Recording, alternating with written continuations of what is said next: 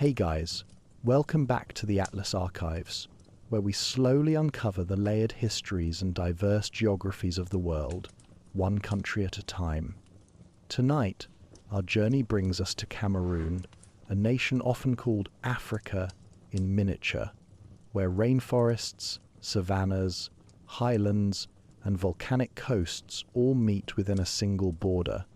From the misty heights of Mount Cameroon to the winding rivers of the interior, this land's extraordinary landscapes have shaped its people and past for thousands of years. In this episode, we'll move gently through the geography, history, and cultural heart of Cameroon, from ancient trade routes and powerful kingdoms to centuries of European contact, colonial rule, and the complex modern nation that emerged after independence. It's a story of diversity, endurance, and quiet transformation. Before we begin, let me know in the comments where you're watching from and what time it is for you right now. And if you've been enjoying these calm, deep dives into the world, don't forget to like the video and subscribe so you never miss a future journey. Now, get comfortable, slow your breathing, and let's drift into the long, unfolding story of Cameroon. Chapter 1: The Land of Many Faces, Geography and Natural Foundations. Picture, if you will, a country roughly the size of California, shaped like an irregular triangle, nestled at what geographers fondly call the hinge of Africa. At 475,440 square kilometers, Cameroon stands as the world's 53rd largest country, positioned strategically between the humid forests of Central Africa and the arid expanses of the Sahel. It's a nation where you could theoretically experience 4 different climate zones in a single day's journey, though we wouldn't necessarily recommend attempting such an ambitious itinerary without proper preparation. The Republic of Cameroon extends from the shores of the Atlantic Ocean in the west to the rolling savannas that approach Lake Chad in the north, creating a geographic diversity that would make any cartographer weep with joy or perhaps frustration, depending on how detailed their mapping project might be. Our triangular nation shares its borders with 6 countries: Nigeria to the northwest, Chad and the Central African Republic to the north and northeast, and the Republic of the Congo, Gabon, and Equatorial Guinea to the south. Each border tells its own story of colonial legacy and natural boundaries, but we shall save those tales for later in our journey. The coastal plains of Cameroon stretch along the Gulf of Guinea for approximately 160 miles, though calling them merely plains hardly does justice to their remarkable character. These lowlands extend inland anywhere from 10 to 50 miles, creating a zone that experiences some of the most extreme rainfall on our planet. At Debuncha, nestled at the base of Mount Cameroon, the annual rainfall averages an almost incomprehensible 10,300 millimeters. That's over 400 inches for those keeping track. To put this in perspective, this single location receives more rainfall in a year than most places see in a decade, making it one of the wettest spots on Earth, rivaled only by certain locations in the Hawaiian Islands and Assam in India. Rising dramatically from these soggy coastal plains stands Mount Cameroon, an active stratovolcano that serves as both the country's highest point and one of Africa's most temperamental geological features. At 4,095 meters above sea level, Mount Cameroon holds the distinction of being the highest peak in sub-Saharan West Africa, though it seems rather modest about this achievement, occasionally shrouding itself in clouds as if embarrassed by the attention. The local Bakwiri people have perhaps the most appropriate name for this majestic peak, Mongo Mandemi, which translates to Mountain of Greatness. One might argue that any mountain capable of generating its own weather system and hosting more than 100 small cinder cones deserves such gratis a title. This volcanic giant belongs to the Cameroon volcanic line, a remarkable 1,600-kilometer chain of oceanic and continental volcanoes that stretches from Pagalu Island in the Gulf of Guinea all the way to the Biya Plateau in Nigeria. Mount Cameroon, being the youngest and most active member of this volcanic family, has erupted 8 times in the last century alone, with the most recent performance occurring on February 3rd, 2012. The mountain's eruptions range from the relatively polite, brief explosive episodes lasting mere seconds to the more dramatic affairs, such as the 1922 eruption that sent lava flows all the way to the Atlantic coast, presumably startling any fish that happened to be in the neighborhood. The volcanic activity has blessed the region with incredibly fertile soils, though this blessing comes with the occasional reminder that nature reserves the right to reclaim her gifts at any moment. The 1999 eruption produced lava flows that stopped just 200 meters from the sea, close enough to make local residents rather nervous about their oceanfront property values. These volcanic soils support an abundance of crops, including bananas, rubber, oil palms, tea, and cacao, creating agricultural wealth that has sustained local communities for generations. Moving inland from the coast, we encounter the South Cameroon Plateau, a vast expanse that rises to an average elevation of 650 meters above sea level.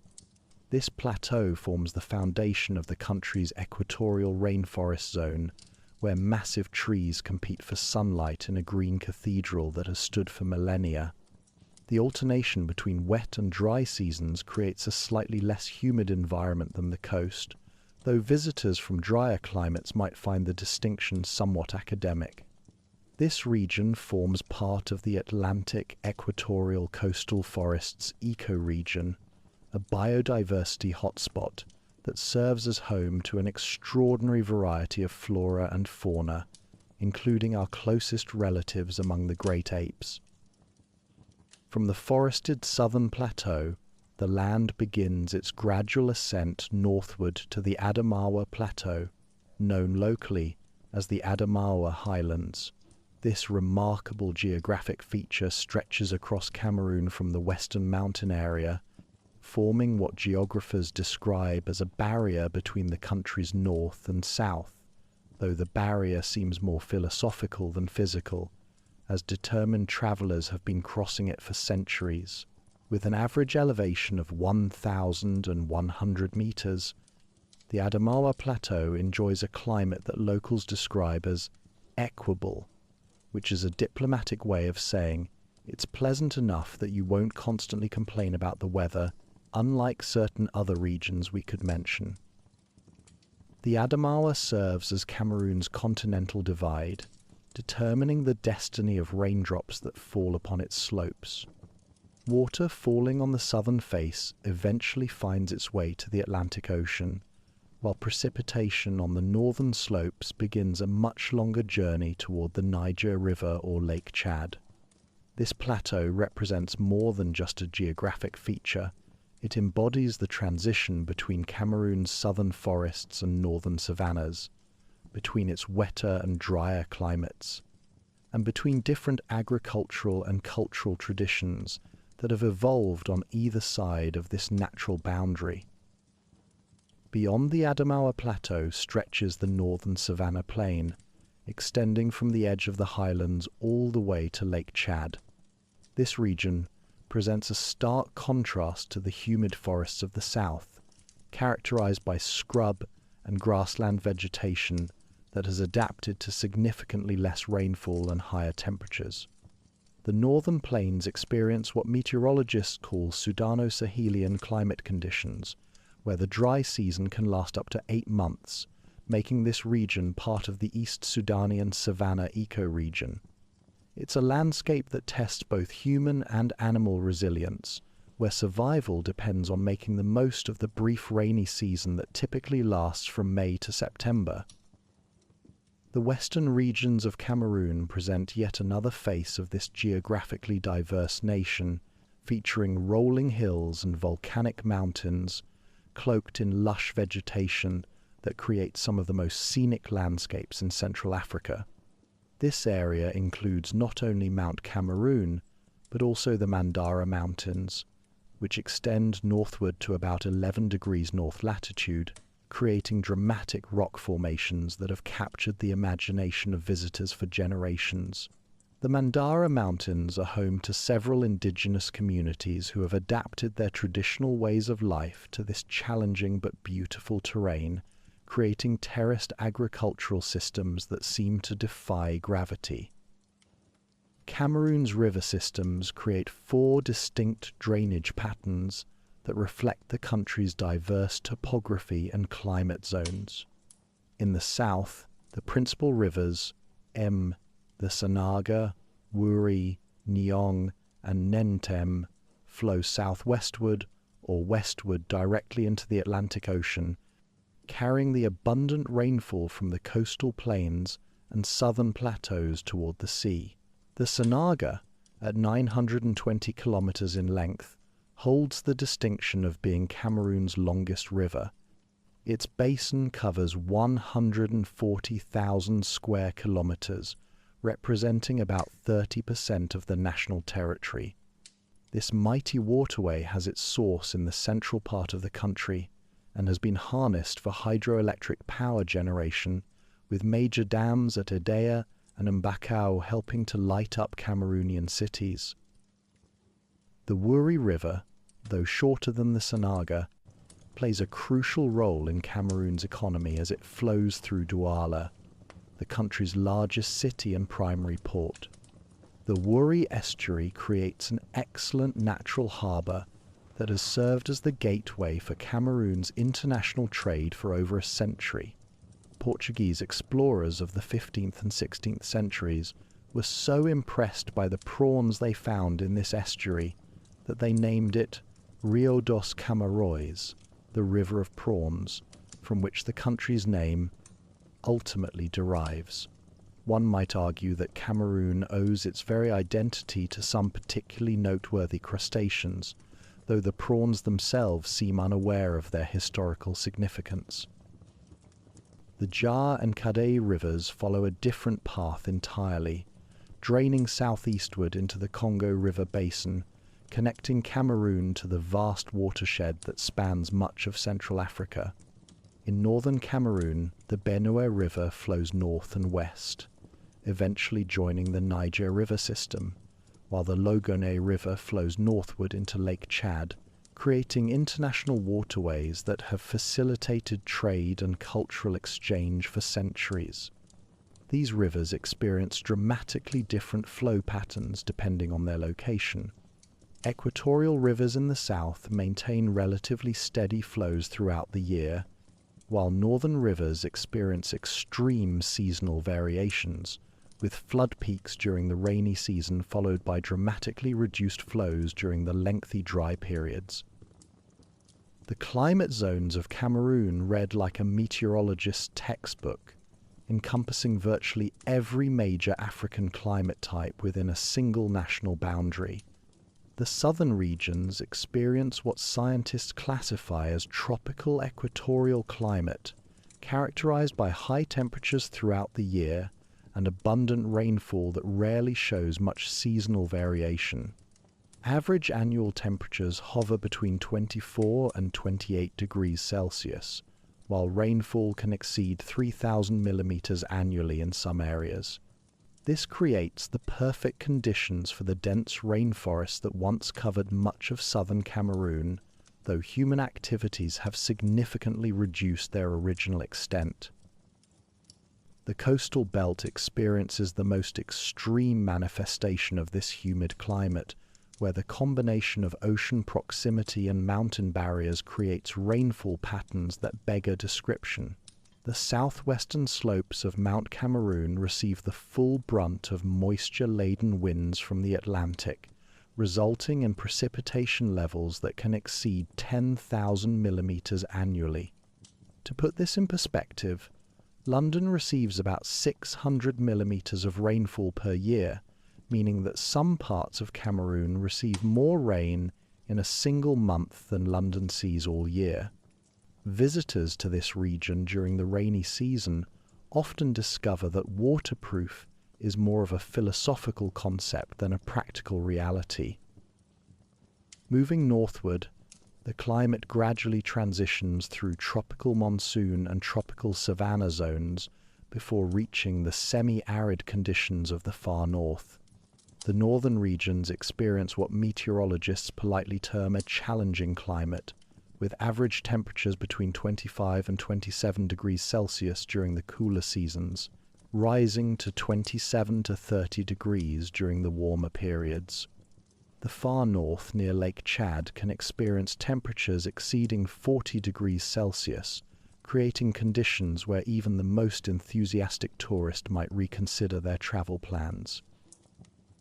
These extreme climate variations have profound implications for both human settlement and natural ecosystems. The southern forests support completely different agricultural systems than the northern savannas, leading to distinct cultural adaptations on either side of the Adamawa Plateau. Crops like cocoa and coffee thrive in the humid south, while millet and sorghum dominate northern agriculture. The contrast is so pronounced that travelers moving from south to north often feel as though they're crossing between different continents rather than regions within the same country. Cameroon's natural resources reflect this geographic diversity, ranging from petroleum reserves in coastal areas to mineral deposits scattered throughout the interior. The country possesses significant reserves of bauxite, iron ore, and timber, while its rivers provide substantial hydropower potential that has only begun to be developed. The volcanic soils around Mount Cameroon support some of the most productive agricultural land in West Africa, while the northern regions contain uranium deposits that have attracted international interest, though extracting these resources presents significant technical and environmental challenges. The biodiversity of Cameroon mirrors its geographic complexity, earning recognition as one of Africa's most biologically diverse countries. The nation records Africa's second highest concentration of biodiversity, hosting an extraordinary variety of ecosystems within its borders. From the mangrove forests of the coast through the rainforests of the interior to the savanna grasslands of the north, Cameroon provides habitat for an estimated 9,000 species of plants and nearly 1,000 species of birds. The forests shelter populations of gorillas, chimpanzees, and forest elephants, while the northern savannas support different communities of large mammals adapted to drier conditions. This remarkable biodiversity faces increasing pressure from human activities, including deforestation, mining, and agricultural expansion. The challenge of balancing economic development with environmental conservation represents one of modern Cameroon's most pressing concerns, as the country seeks to utilize its natural wealth while preserving the ecosystems that make it unique. Climate change adds another layer of complexity, with rising temperatures and shifting precipitation patterns threatening to alter the delicate balance that has sustained these diverse ecosystems for millennia. The geography of Cameroon has profoundly shaped its human history, creating natural corridors for migration and trade while establishing barriers that have influenced the development of distinct cultural regions. The Adamawa Plateau has historically served as both bridge and boundary, facilitating north-south movement while creating distinct ecological zones that have supported different ways of life. Rivers have provided transportation routes and sources of water, while also creating natural boundaries that have influenced political development. Understanding Cameroon's geography provides essential context for appreciating its human story, as the interplay between people and environment has shaped everything from settlement patterns to agricultural practices to cultural traditions. The country's geographic diversity has created both opportunities and challenges, offering abundant natural resources while presenting obstacles to national integration and development. As we continue our journey through Cameroon's history in the following sections, we shall see how these geographic foundations have influenced every aspect of the nation's development, from ancient migrations to modern politics. So there we have our geographic foundation, ASU, a land where coastal rainforests give way to volcanic peaks, where highland plateaus descend to northern savannas, and where rivers carry the stories of diverse ecosystems toward distant seas. Cameroon truly lives up to its nickname as Africa in miniature, containing within its borders a remarkable sampling of the continent's geographic diversity. From the wettest places on Earth to semi-arid plains, from active volcanoes to ancient plateaus, this nation offers a geographic education that few countries can match. In our next section, we shall explore how the earliest human inhabitants of this diverse land adapted to its varied environments and established the foundations of Cameroon's rich cultural heritage. Chapter 2: Ancient Roots and Early Kingdoms. As the mists of prehistory slowly lift from the landscapes we explored in our previous section, we find ourselves standing at the threshold of human civilization in the lands that would become Cameroon. The diverse geographic regions we've come to know, those rain-soaked coastal plains, towering volcanic peaks, rolling plateaus, and sun-baked northern savannas, APB, have witnessed the ebb and flow of human societies for tens of thousands of years, each leaving their mark upon the land and the generations that followed. Archaeological evidence suggests that humans have called this region home for at least 50,000 years, with the earliest traces of human activity dating to the late Paleolithic period along the Benue River. These ancient peoples, armed with stone tools and developing pottery skills, adapted to Cameroon's remarkably diverse environments, with an ingenuity that would become a hallmark of the region's inhabitants. By around 3,000 years before the Common Era, communities had begun transitioning from nomadic hunting and gathering to more settled agricultural lifestyles, cultivating crops like millet and sorghum that would sustain larger, more stable populations.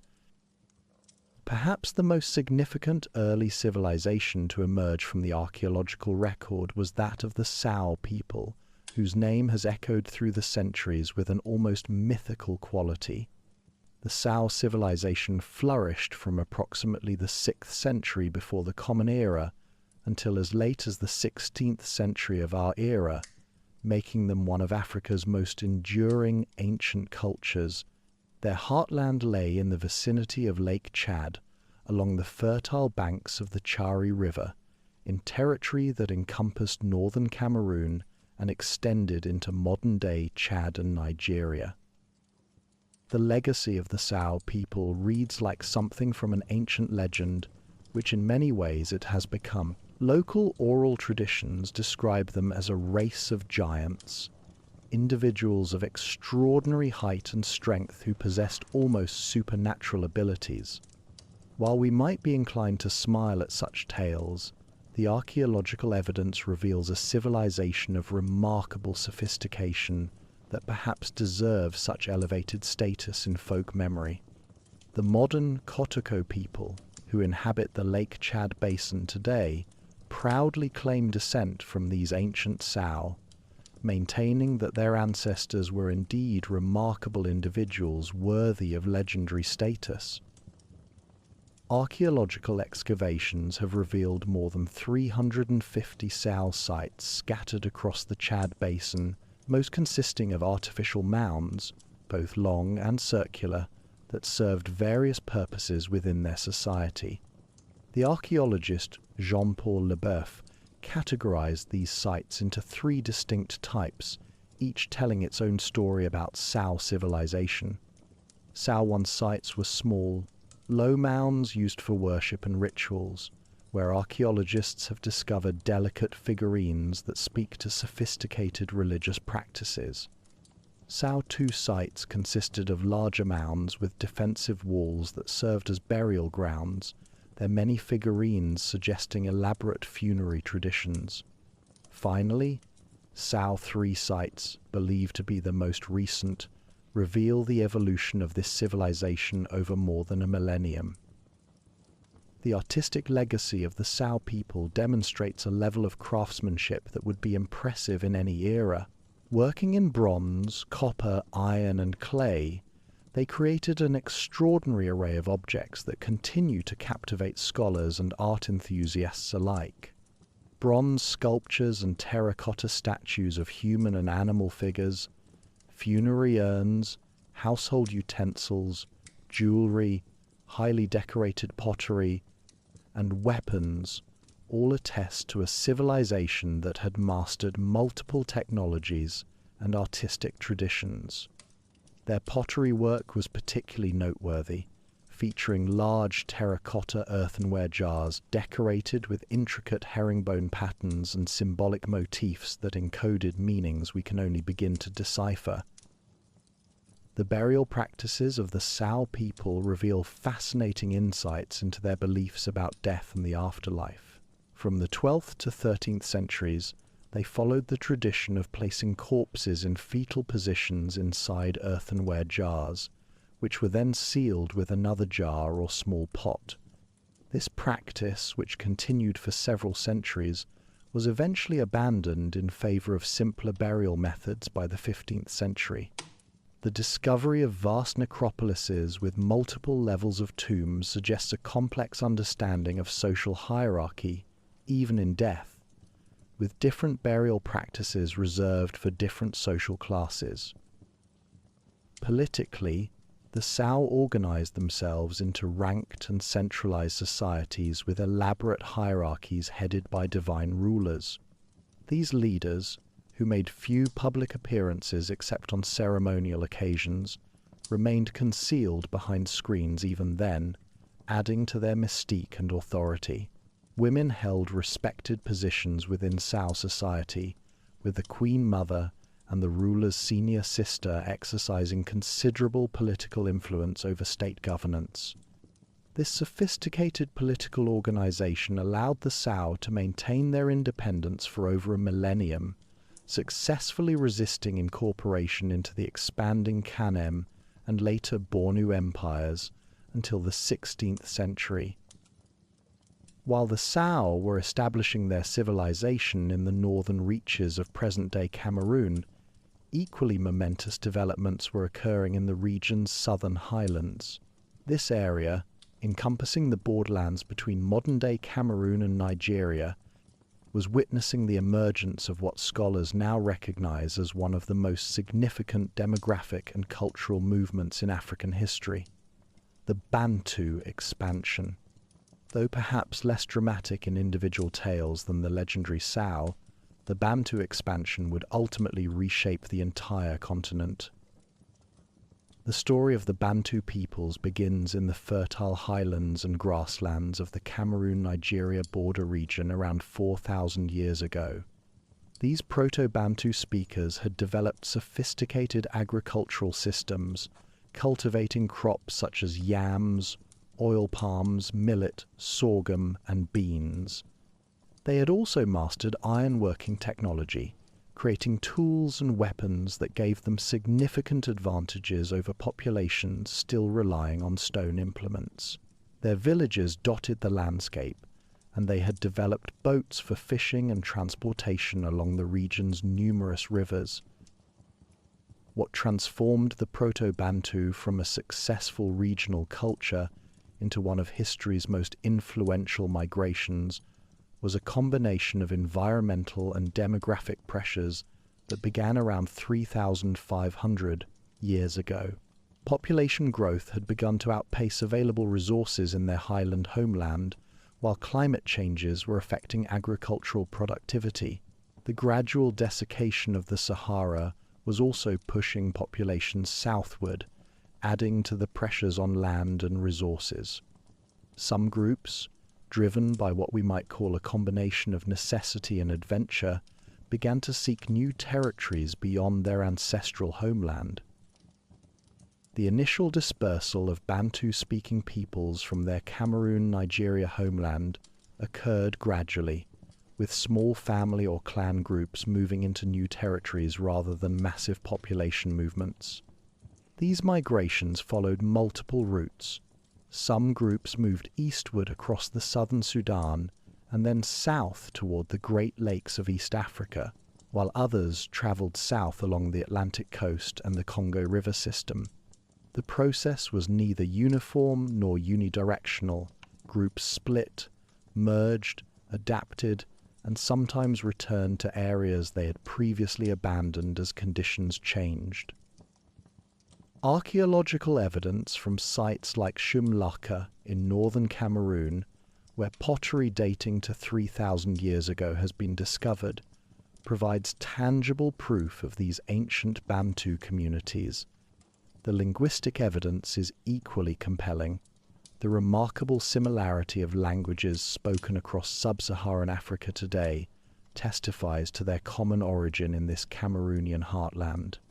Over the course of 2 millennia, Bantu-speaking peoples would spread across central, eastern, and southern Africa, carrying with them not only their languages but also agricultural techniques, iron-working technology, and social organization patterns that would transform the continent. The impact of the Bantu expansion on the regions they settled cannot be overstated. In Central Africa, they encountered and interacted with pygmy populations, leading to complex patterns of assimilation and cultural exchange.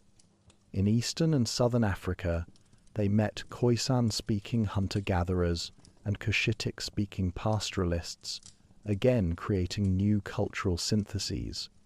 The Bantu brought with them not only agricultural knowledge and iron technology, but also new forms of social organization, including centralized chieftainships and kingdoms that would dominate much of sub-Saharan Africa for centuries to come. While these great migrations were reshaping the continent, other significant developments were occurring within what would become Cameroon itself. The Western Highlands, with their fertile volcanic soils and favorable climate, became home to numerous small kingdoms and chieftaincies that would play crucial roles in the region's later history.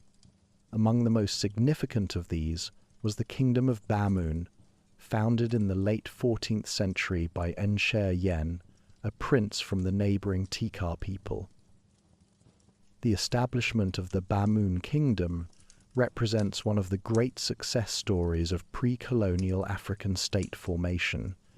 Ensher Yen, whose daughter would become notable as the kingdom's first female ruler, settled in the region around 1394 and established his palace at Fumban in the high western grasslands. The kingdom he founded would survive through 20 reigns, maintaining its independence and cultural identity despite numerous challenges from neighboring powers and later colonial authorities. The early centuries of Bamum history were marked by gradual expansion and consolidation under a series of capable rulers. The 11th king, Mbwimbwe, earned particular renown as the first to significantly enlarge the kingdom's territories. His famous declaration that he would mark his borders with blood and black iron proved prescient when Fulani forces attacked the kingdom in the early 19th century. Mbwimbwe successfully fortified Fumban with surrounding walls and ditches that proved effective against Fulani cavalry, establishing the defensive traditions that would help preserve Bamum independence for centuries. The Bamum developed a sophisticated political system based on hereditary monarchy within patrilineal lineages, with the king, known as the Memphon, ruling with the assistance of his queen mother, the Na. This dual leadership structure reflected broader patterns of gender complementarity that characterized many West African political systems.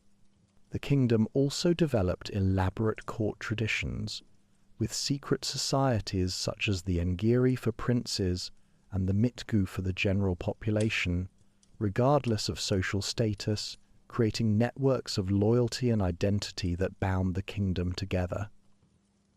Culturally, the Bamum would become renowned throughout Central Africa for their artistic achievements, particularly in sculpture, textiles, and metalworking.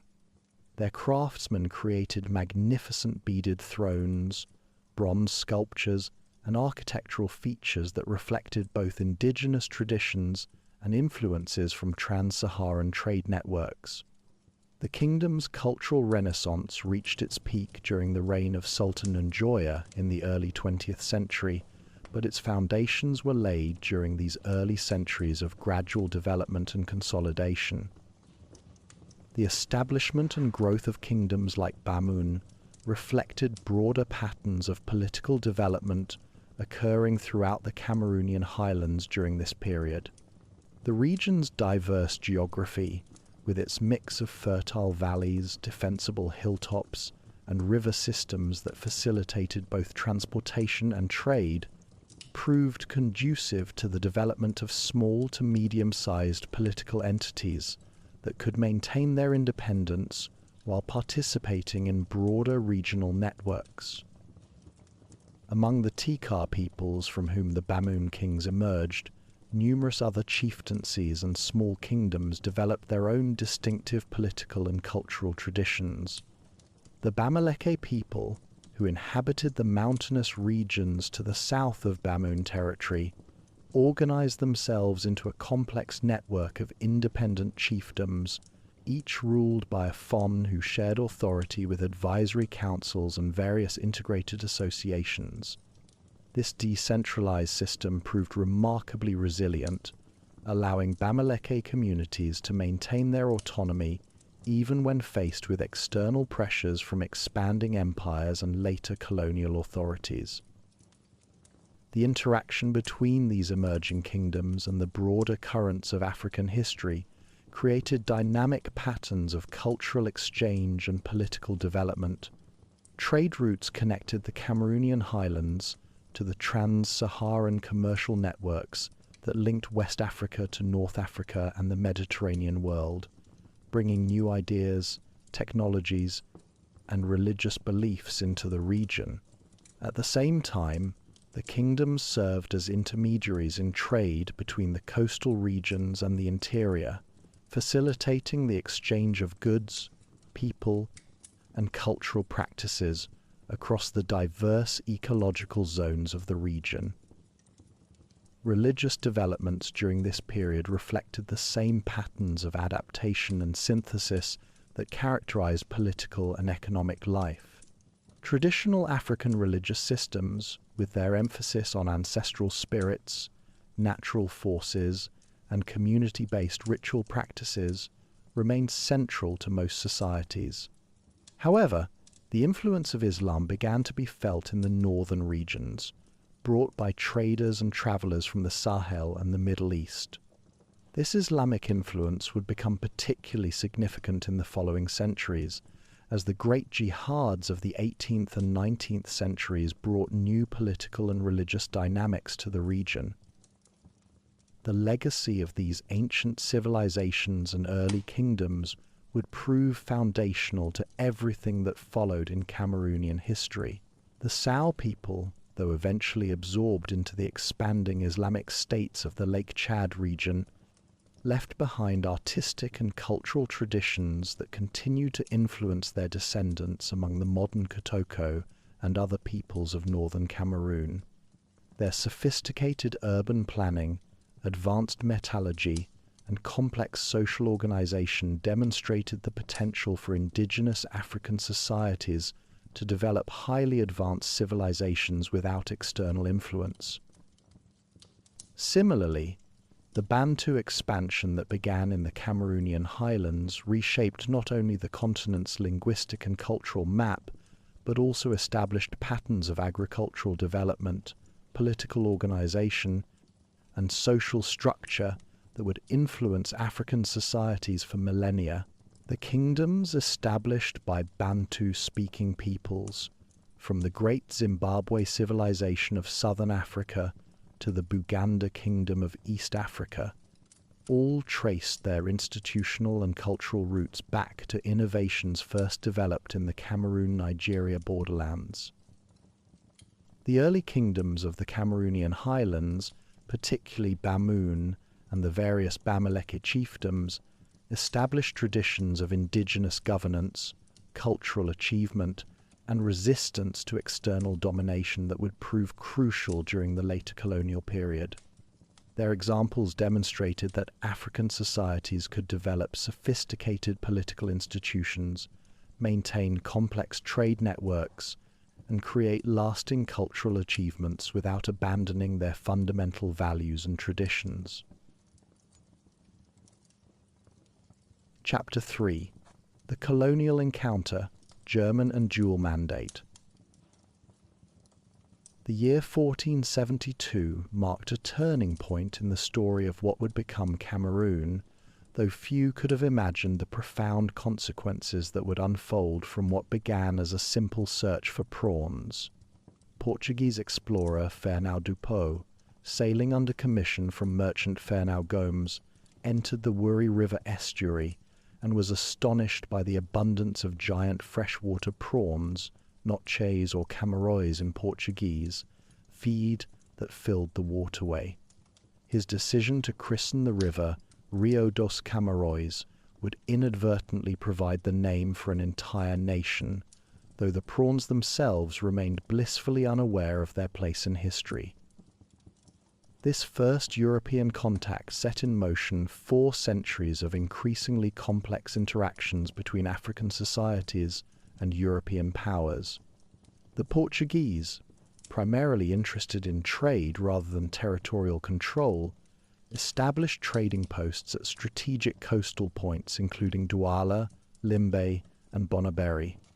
Their initial focus on ivory, dyewood, and small numbers of enslaved people from coastal communities remained limited to the littoral zone, with little attempt at inland penetration. The Atlantic slave trade would soon transform these modest commercial relationships into something far more destructive. By the early 16th century, Cameroon had become a significant source of enslaved people, with major slave markets operating at Biya, Douala, and other coastal ports. Trade routes extended far inland, connecting these markets to the highlands where the Bamileke, Bamum, and other kingdoms found themselves increasingly drawn into supplying captives for the Atlantic trade. The human cost was immeasurable, but the trade also created new patterns of wealth and power that would influence the region's development for centuries. Portuguese monopoly on this tragic commerce would not last. By the early 1600s, Dutch traders had established their own presence, followed by Spanish, French, British, and Scandinavian competitors, each seeking their share of the profits from human misery. Competition intensified, and coastal kingdoms found themselves with increasing bargaining power as European nations bid against each other for access to trade networks and enslaved populations. The early 19th century brought momentous changes. Britain's abolition of slavery in 1807 and the end of legal slave imports to the United States marked the beginning of the end for the Atlantic slave trade.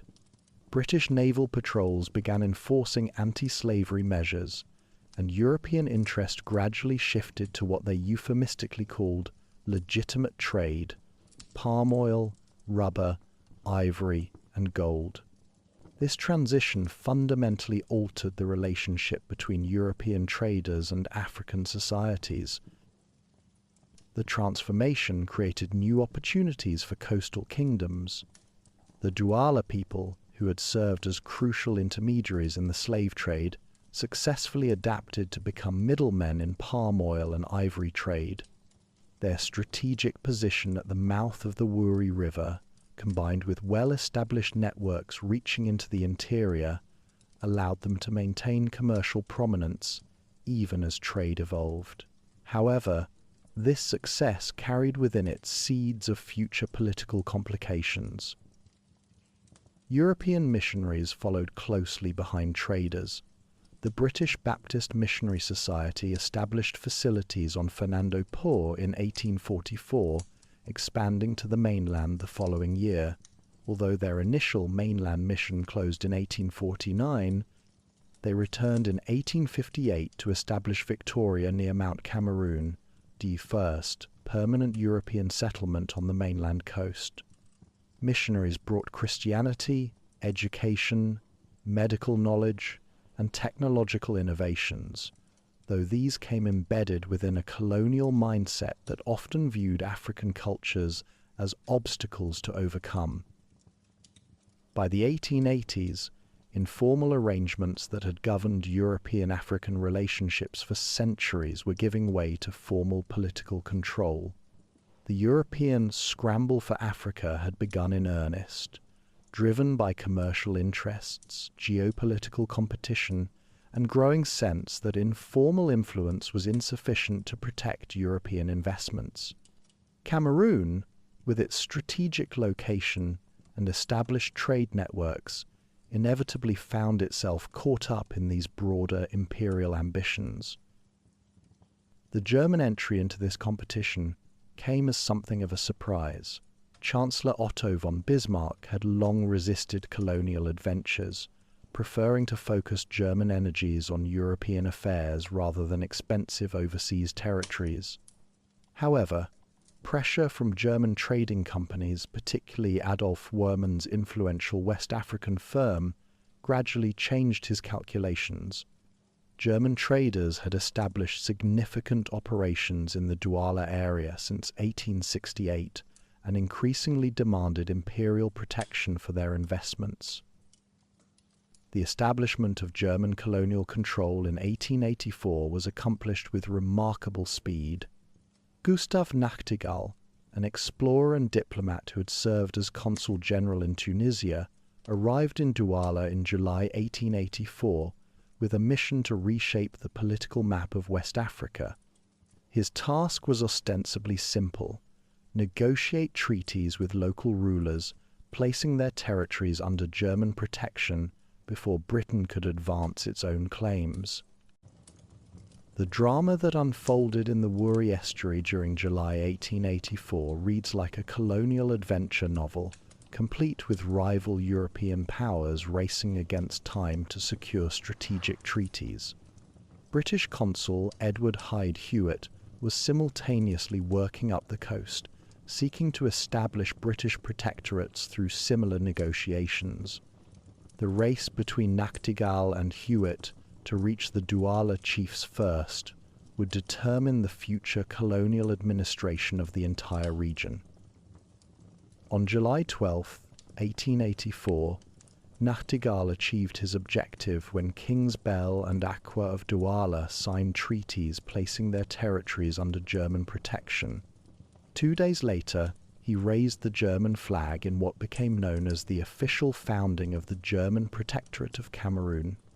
The speed and decisiveness of German action caught British authorities off guard, fundamentally altering the colonial balance of power along the West African coast. The treaties reflected the complex nature of early colonial relationships. Rather than simple annexations, these agreements established what Germans called a Schutzgebiet, literally a protection area, that theoretically preserved some African autonomy while extending German sovereignty over external affairs. Kings Bell and Aqua retained ceremonial positions and some local authority, but real power increasingly shifted to German administrators and trading companies. The German colonial system in Cameroon evolved through several distinct phases. Initially, Bismarck attempted indirect rule through chartered commercial companies, granting extensive administrative powers to firms like Woermann and Janssen and Thormalen in exchange for bearing colonial administration costs. This system proved inadequate to governing a territory roughly the size of modern Germany across diverse ecological and cultural zones. The failure of company rule led to direct German administration under increasingly authoritarian governors. Jesko von Puttkamer, who served from 1895 to 1907, embodied the harsh realities of German colonial rule. His administration pursued aggressive territorial expansion, bringing much of the interior under German control through treaty-making, military conquest, and brutal suppression of resistance. The economic foundation of German Cameroon rested on plantation agriculture and resource extraction for export to Germany. Large estates were established in southwestern regions to produce rubber, palm oil, cocoa, and bananas for European markets. These plantations required enormous amounts of labor, leading to forced labor systems that amounted to slavery in all but name. Governor Puttkamer instituted man tithes from conquered peoples, essentially requiring local communities to provide percentages of their young men for plantation labor. Infrastructure development followed typical colonial patterns of projects designed to facilitate resource extraction rather than promote general development. Germans constructed roads, railways, and telegraph lines connecting plantation areas and administrative centers to the port of Douala, enabling efficient export of agricultural products and raw materials. While these projects provided some benefits to African communities, their primary purpose was serving German economic interests. The German period witnessed significant resistance from African societies rejecting colonial subordination. The Bafut Wars and Adamawa Wars represented sustained military campaigns required to establish German control over inland regions, while numerous smaller uprisings continued throughout the colonial period. Traditional rulers like Chief Rudolf Douala, Manga Bell, and military officer Martin Paul Samba would later be executed for resistance, becoming symbols of African determination to maintain independence and dignity. Religious and cultural policies reflected European assumptions that African societies were inferior and required fundamental transformation. German missionaries worked with colonial administrators to establish schools and churches promoting Christian conversion and German cultural values. Traditional religious practices were often suppressed, while African languages were discouraged in favor of German in educational and administrative contexts. The German colonial project was cut short by World War I in 1914, transforming the territory from colony into battlefield. Cameroon's strategic location, surrounded by British, French, and Belgian territories, made neutrality impossible despite German efforts to invoke Berlin Conference agreements. The colony's wireless communications and Douala port made it a strategic target the Allies could not ignore. The Cameroon campaign from August 1914 to March 1916 demonstrated both the global nature of the First World War and the extent to which African territories had become pawns in European power politics. British forces attacked from Nigeria, French troops advanced from French Equatorial Africa, and Belgian forces moved from the Congo, overwhelming the outnumbered German Schutztruppe of approximately 1,855 men. The campaign was primarily fought by African soldiers on all sides, essentially Africans fighting Africans for European imperial interests. Despite being heavily outnumbered, German forces under Lieutenant General Karl Zimmermann employed mobile guerrilla tactics and strategic retreats that prolonged resistance for nearly 18 months. The harsh tropical environment proved as challenging as enemy forces, with disease and exhaustion causing more casualties than combat. When Zimmermann finally ordered evacuation of the capital Yaoundé in February 1916, approximately 975 Germans crossed into neutral Spanish Guinea to avoid capture. The aftermath of German defeat fundamentally altered Cameroon's political landscape in ways that continue influencing the country today. Rather than transferring the territory to a single European power, the victorious Allies decided to partition Cameroon between Britain and France. This division, formalized through the League of Nations mandate system established by the Treaty of Versailles in 1919, created complex political geography that would shape Cameroonian development for 4 decades. The partition reflected different strategic priorities and colonial philosophies. Britain received approximately 1/5 of former German territory, consisting of 2 narrow strips along the Nigerian border that could be easily administered as extensions of their Nigerian colony. The northern Cameroons and southern Cameroons were governed through existing Nigerian administrative systems, with indirect rule policies that preserve traditional authorities while integrating territories into the broader British West African colonial network. France gained the larger and more economically valuable portion, including the crucial port of Douala and most plantation areas developed under German rule. French Cameroon was administered through more centralized and assimilationist policies characteristic of French colonial governance. Unlike British approaches that maintained traditional rulers as intermediaries, French administration sought to transform African subjects into French citizens through education, cultural assimilation, and direct administrative control. The League of Nations mandate system represented an important innovation in international law and colonial administration, establishing the principle that European powers held territories in trust for their inhabitants, rather than as permanent possessions. Mandate agreements required Britain and France to promote territorial inhabitants' well-being and development, prepare them for eventual self-government, and submit regular reports to the League of Nations Permanent Mandates Commission. While these obligations were often honoured more in theory than practice, they established important precedents for international oversight of colonial governance. Economic consequences of partition created lasting disparities between British and French territories that would complicate eventual reunification efforts. French Cameroon, with larger territory, greater natural resources, and more substantial infrastructure inherited from the German period, experienced more rapid economic development than British territories.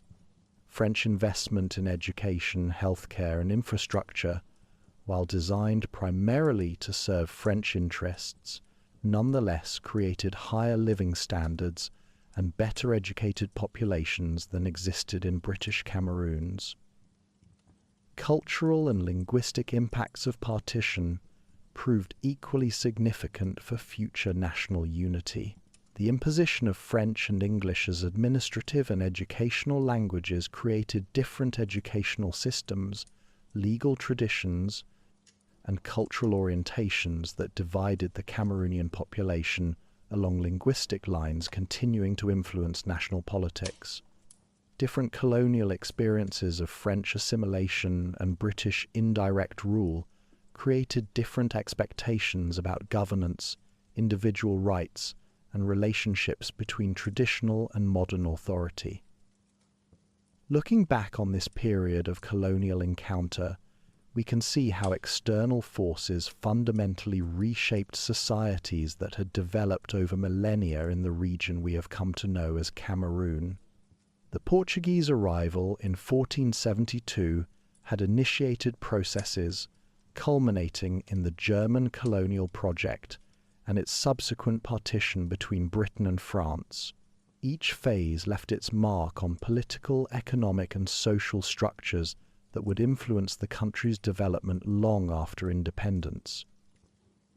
The colonial period established patterns of resource extraction, cultural disruption, and political fragmentation that would prove difficult to overcome in the post-independence era. At the same time, it created territorial boundaries, administrative systems, and educational foundations that would enable the eventual emergence of modern Cameroon. The dual colonial legacy, IAU, French and British, would become both a source of rich cultural diversity and a persistent challenge to national unity. As we prepare to examine the final phases of colonial rule and the emergence of independence movements, we carry with us an appreciation for the profound transformations that marked this era of encounter between African societies and European imperial powers.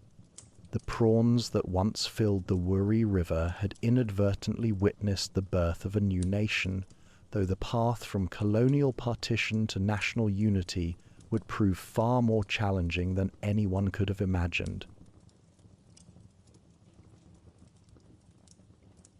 Chapter 4: The Path to Independence and Unification. The years following the Second World War brought winds of change sweeping across Africa, carrying with them the aspirations of peoples who had long dreamed of self-determination.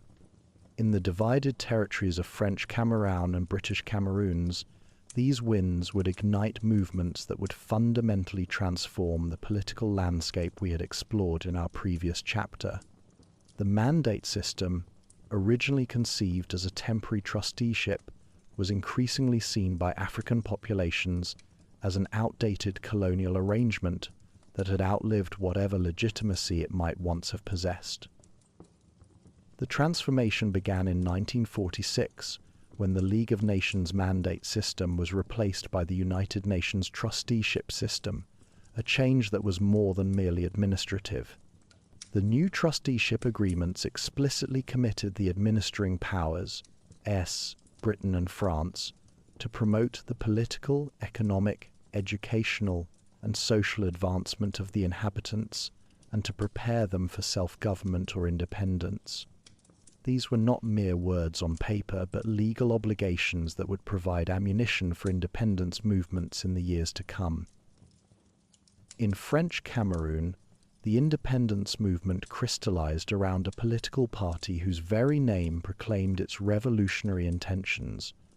The Union des Populations du Cameroun, or UPC, was founded on April 10, 1948, by three remarkable individuals whose names would become synonymous with Cameroonian nationalism: Félix Roland Moumié, Ernest Ouandié, and Abel Kingwe. From its inception, the UPC advocated not only for independence from France, but for the unification of both British and French territories into a single sovereign Cameroonian state. The UPC's vision was radical for its time, demanding what its leaders called a complete break with France and the establishment of a socialist economy that would prioritize Cameroonian interests over European commercial concerns. Under the charismatic leadership of Ruben Omniobe, who had become known by the affectionate nickname Empodol, meaning he who brings the word in the Bassa language, the party developed a sophisticated political program that combined anti-colonial nationalism with social and economic reform. Omniobe proved to be a formidable advocate for his cause, taking the Cameroonian independence struggle to the international stage with remarkable persistence and eloquence. 3 times, in 1952, 1953, and 1954, he traveled to New York to address the United Nations General Assembly, using the International Forum to denounce French colonial rule and call for immediate independence and unification. His speeches, delivered with passionate conviction, brought global attention to Cameroon's struggle and helped establish the UPC as a legitimate voice for Cameroonian aspirations.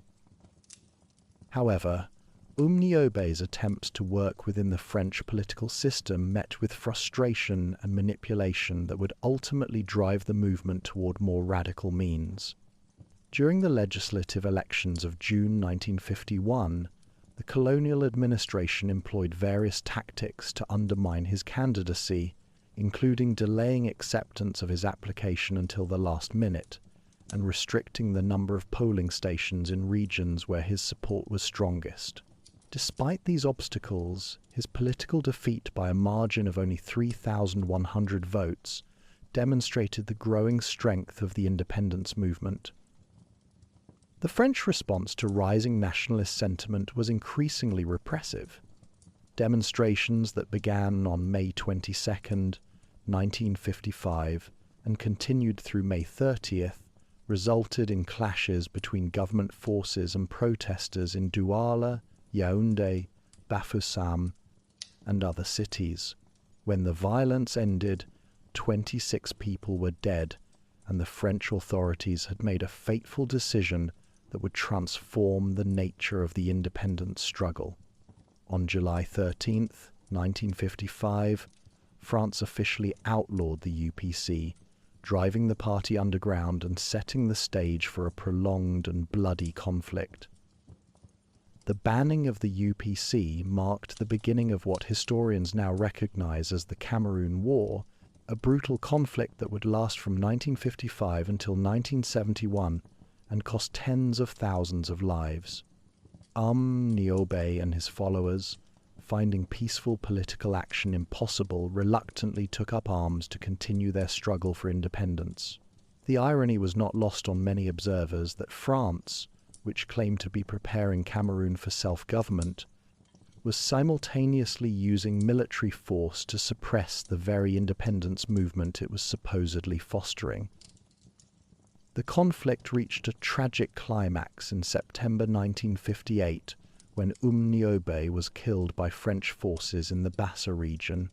His death was intended to break the spirit of the independence movement, and the French authorities made sure his body was displayed publicly to demonstrate the fate that awaited those who challenged colonial rule. To prevent traditional burial rites, which the Bassa people considered essential for the soul's journey to the ancestors, his body was encased in concrete and buried without ceremony, which proof a deliberate attempt to deny him honor even in death.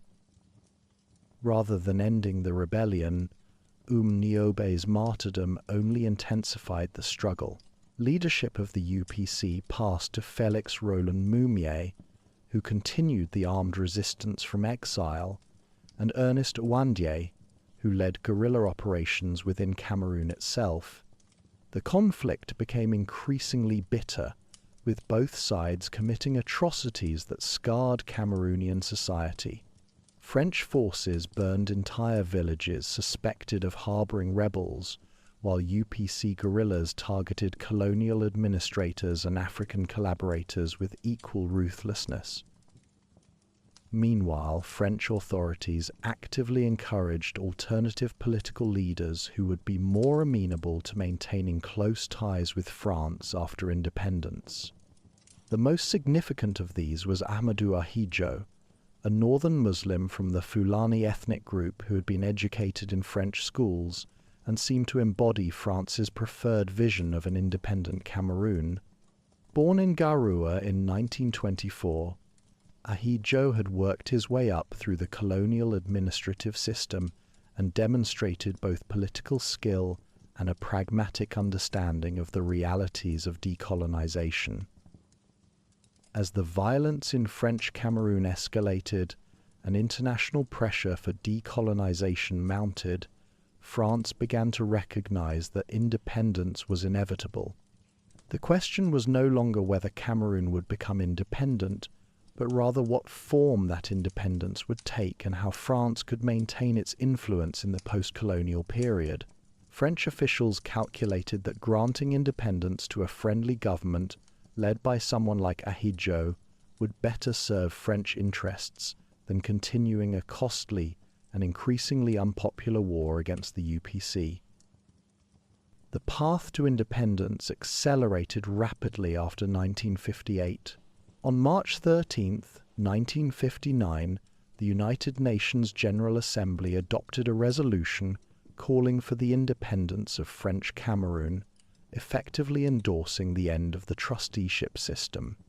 France, recognizing the international momentum, announced that it would grant independence to Cameroon on January 1, 1960, making it the second of France's sub-Saharan African colonies to achieve independence, following Guinea's dramatic break with France in 1958.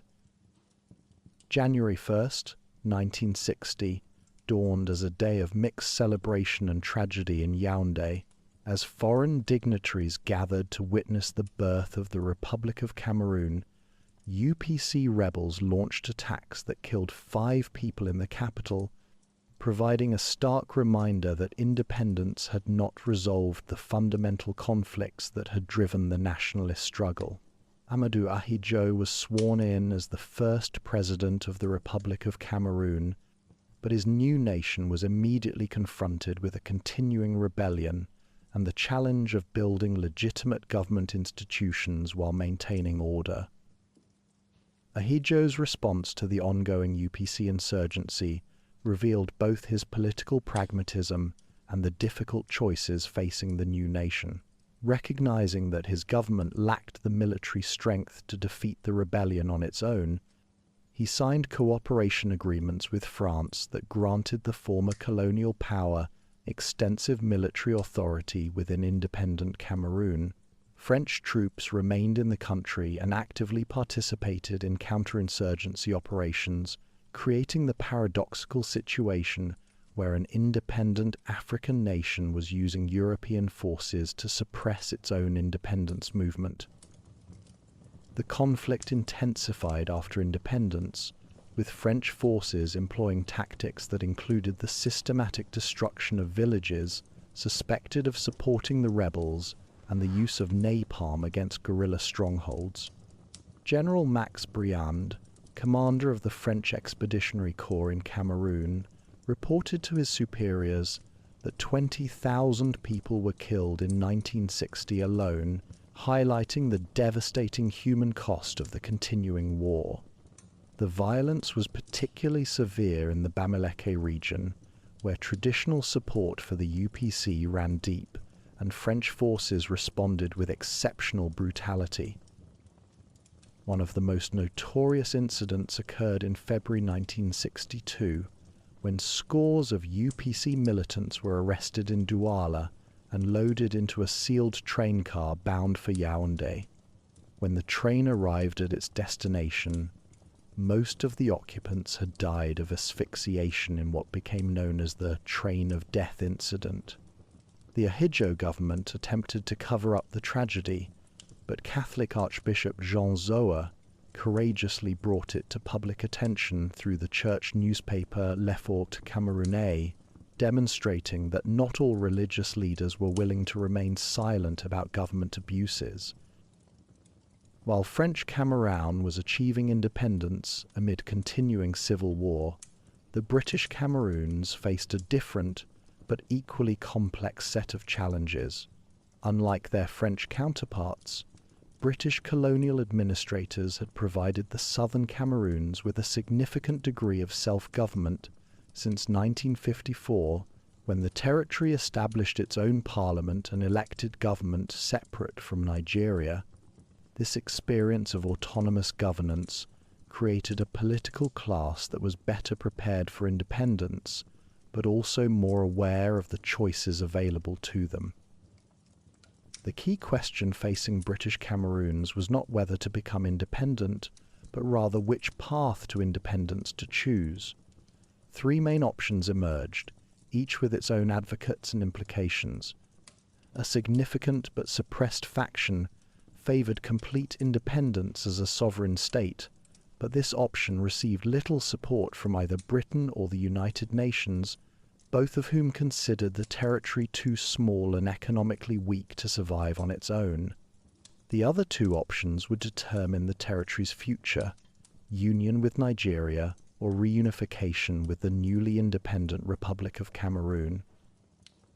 The campaign for union with Nigeria was led by Dr. Emmanuel Mbela Life Endele and the Cameroon National Congress. Endele argued that the southern Cameroon's long administrative association with Nigeria, combined with the economic benefits of joining a larger and more stable federation, made union with Nigeria the most practical choice. His supporters emphasized the dangers of joining with French Cameroon, pointing to the ongoing civil war and the authoritarian tendencies they observed in President Ahidjo's government. The reunification camp was led by John Nagu Foncha and the Cameroon National Democratic Party, who argued that the southern Cameroons belonged with French Cameroon based on their shared German colonial heritage and common cultural traditions that had been artificially separated by the post-World War I partition. Foncha envisioned a federal arrangement that would preserve southern Cameroon's autonomy while creating a unified Cameroonian state that could better resist external pressure and develop its resources for the benefit of all Cameroonians.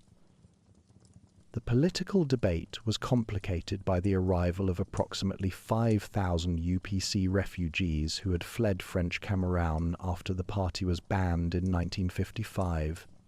These political exiles strongly supported reunification and worked actively to convince southern Cameroonians to vote for union with French Cameroon. However, their presence also created genuine security concerns, as some were armed and involved in cross-border raids against French and Cameroonian government forces. The British authorities, who clearly favoured union with Nigeria, used the security situation to influence the political debate.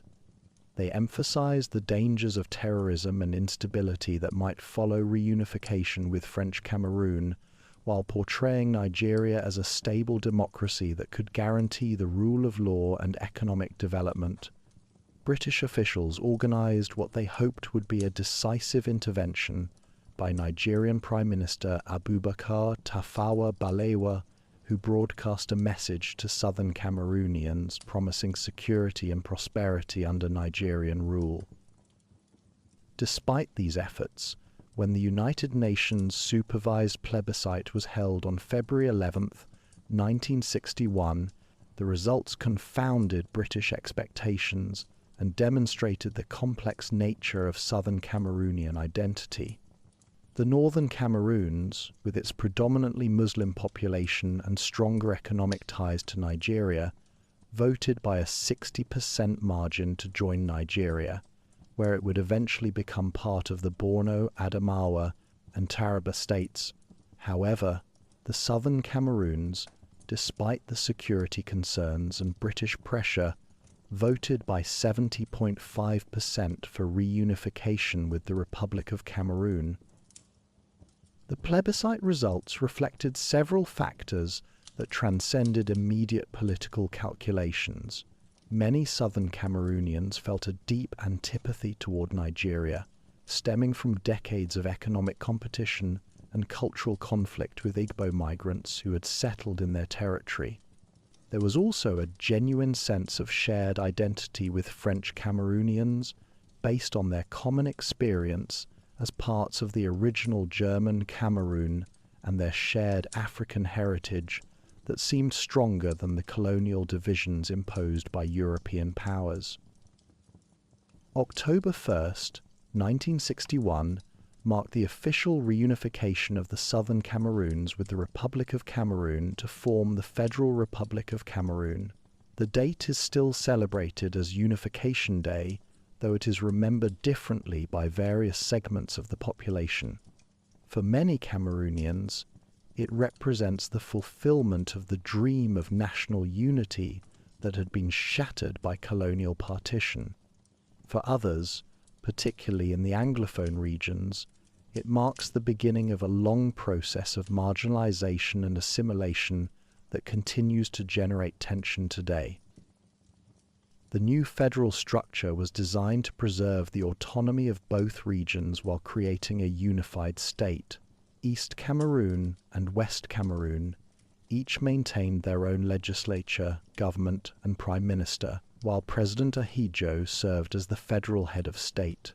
John Ngufoncha became the first prime minister of West Cameroon and vice president of the Federal Republic, symbolizing the partnership that reunification was supposed to represent.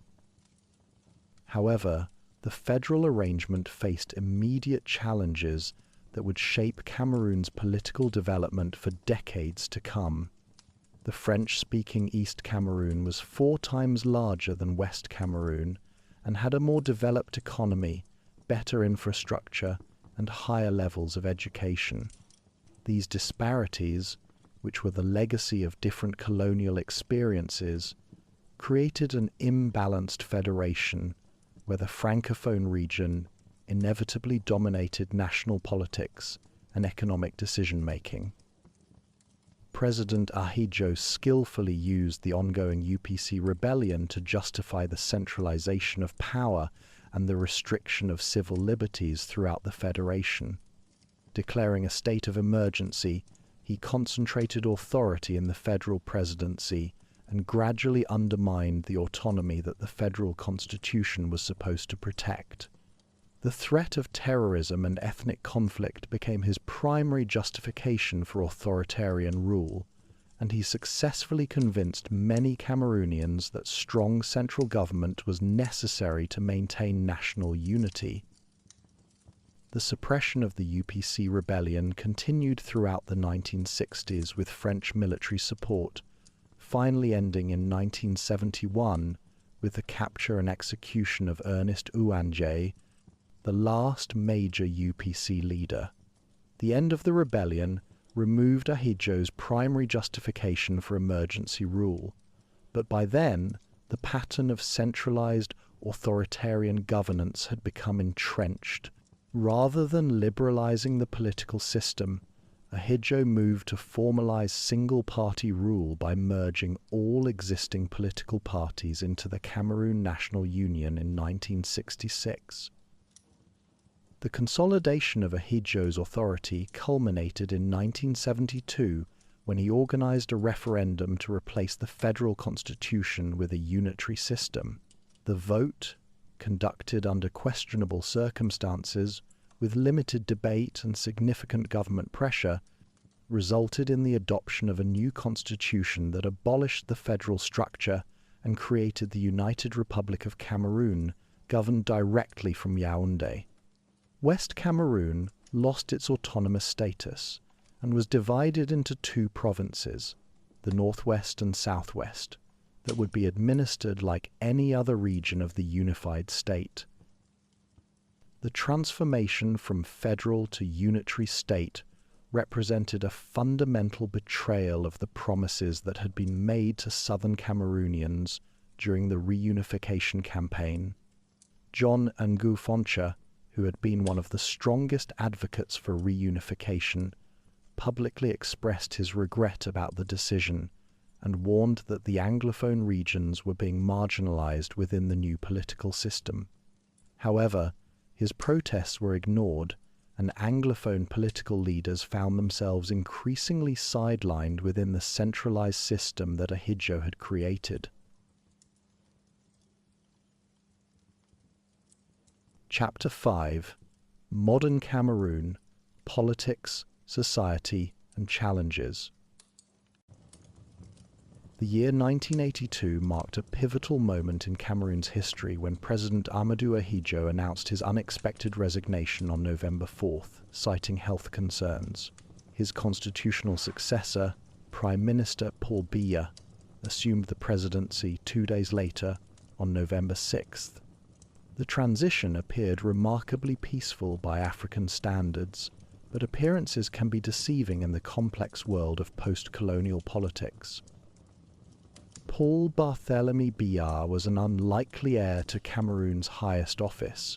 Born in 1933 in the village of Mvomeka in Cameroon's south, he was a Catholic intellectual from the Forest Belt, quite different from his predecessor's northern Muslim background. Educated at the Sorbonne in Paris, where he studied law and political science, Biya had risen through the bureaucratic ranks with methodical precision. His appointment as Secretary General of the Presidency in 1968, then Prime Minister in 1975, demonstrated Ahidjo's confidence in this soft-spoken administrator who seemed content to remain in the shadows. The early months of Biya's presidency were deceptively calm. He spoke of liberalization, promised political reforms, and appeared to respect Ahidjo's continued role as head of the ruling Cameroon National Union Party. However, beneath the surface, tensions were building between the old guard and the new president. By August 1983, this power struggle erupted into the open when Ahidjo was forced to resign as party chairman after attempting to maintain control over government appointments. The following April brought what became known as the 1984 coup attempt. Elements of the Republican Guard, possibly with Ahidjo's encouragement, launched an uprising that lasted several days before being crushed by loyalist forces. The failed coup served as Biya's opportunity to consolidate power decisively. He purged the military and civil service of northern elements, replacing them largely with officials from his southern region. The old Cameroon National Union was dissolved and reborn as the Cameroon People's Democratic Movement in 1985, with Biya as its unchallenged leader.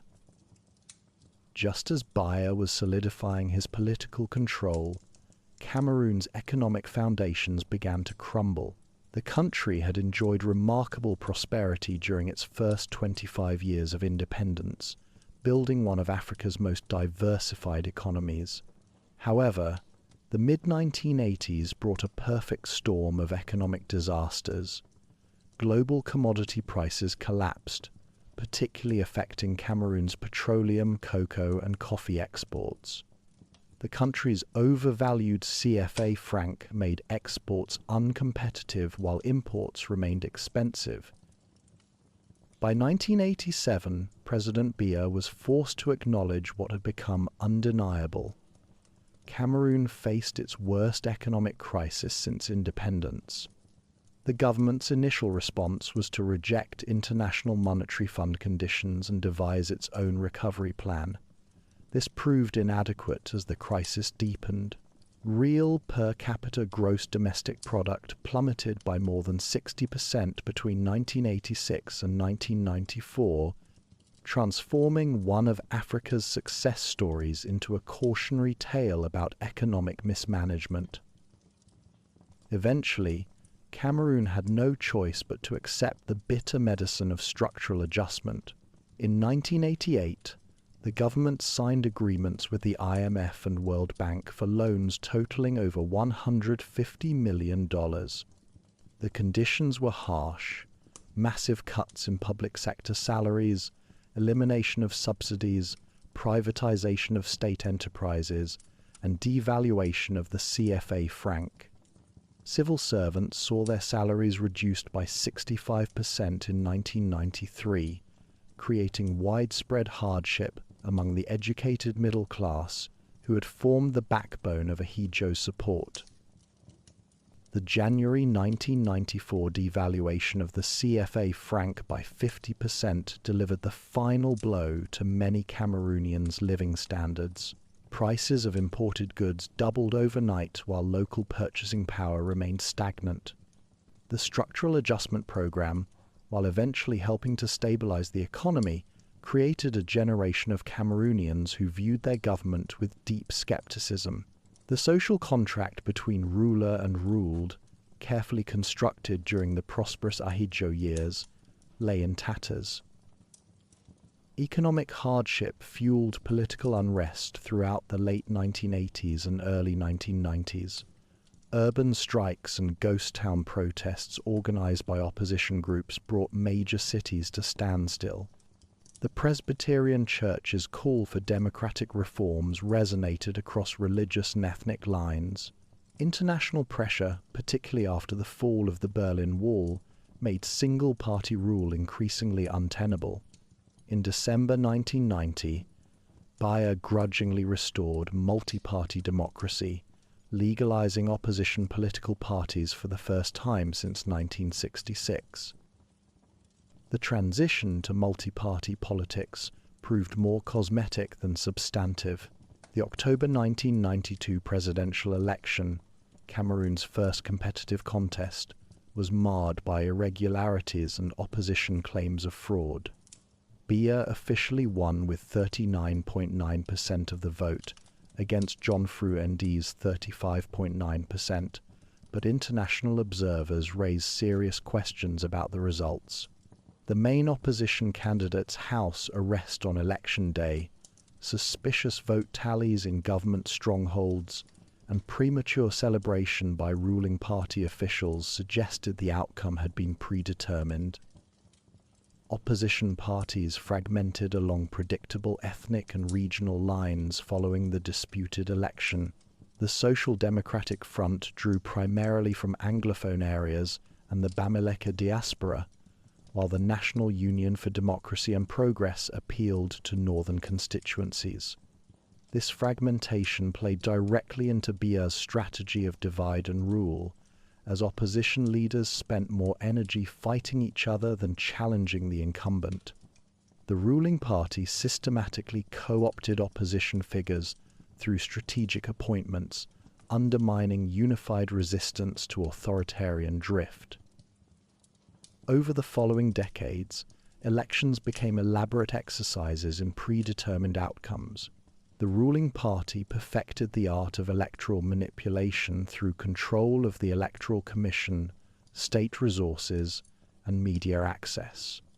Constitutional changes in 2008 removed presidential term limits and extended presidential terms to 7 years, allowing Biya to extend his rule indefinitely despite widespread protests from civil society. The introduction of a bicameral parliament and regional councils created new patronage opportunities without meaningfully distributing power from the presidential palace. Opposition parties remained weak, divided, and often co-opted through strategic appointments and financial incentives. The 2018 presidential election exemplified this pattern when opposition candidate Maurice Kamto was arrested following protests against alleged fraud, though he claimed victory with 41% of the vote. His subsequent detention and trial by military tribunal demonstrated how legal institutions had been weaponized to suppress political opposition. International election observers consistently noted improvements in technical aspects of voting, while criticizing the broader electoral environment as fundamentally uncompetitive.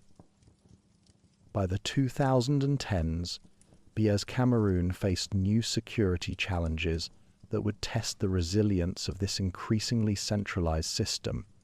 The first emerged from Nigeria's northeastern borderlands, where the Islamist group Boko Haram had gained strength through a combination of religious extremism and socio-economic grievance. Founded in 2002 by Muhammad Yusuf, Boko Haram initially focused on opposing Western education and secular governance in Nigeria's Muslim north. The group's name literally means Western education is forbidden in the Hausa language, reflecting deep skepticism about colonial and post-colonial institutions. After years of escalating confrontation with Nigerian authorities, Boko Haram launched full-scale insurgency in 2009 following Yusuf's death in police custody. The group's activities spilled across Cameroon's porous northern border by 2014, bringing suicide bombings and kidnappings to the far north region. Cross-border trade routes that had operated for centuries suddenly became infiltration corridors for armed militants.